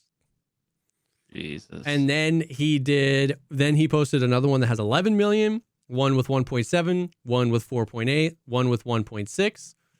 And the one that has 11 million views is called Parasites Living Under Rust Player Bases. And he went on a 1-year hiatus where he didn't post a single thing to his YouTube channel. And he just released Parasites 2, Living in Rust Player Bases again. And it hit 1 million views in 4 days. It just went nuclear, dude. It was like number 24 on trending. But, dude. Damn. Yeah. These are the kinds of things that like make me think like, oh yeah, the next video I do is gonna come back and my video is gonna get like 30,000 views in like the first month. And same, bro. I've been working on the follow up to the pistol video for like 4 months, and I'm like, it's gonna get 11 views. But just the intro to Parasites 2, it's like literal cinema. It's an amazing intro if you want to watch like 2 minutes of it at some point. But he's phenomenal. Yeah, it was cool to see. It was cool to see him go crazy. So, but yeah, that is the stuff. Check out Jeffiot's video, please. It's amazing. Please, Embark Studios release Arc Raiders tomorrow, and yeah. Other than that, things are good. So thank you as always for hanging. If you want even more content like this, dear viewer, you can go to patreon.com/thepogcastpod. Hop in the Discord over there. You can get early ad-free access to these episodes, additional episodes that we record every week, some super fun stuff. So check that out. Thank you as always for enjoying the show. Really glad that the Darth microtransactions episode was really vibing with you guys. That's awesome too. And yeah, you guys are the best. And we'll definitely see y'all on the next one. Peace.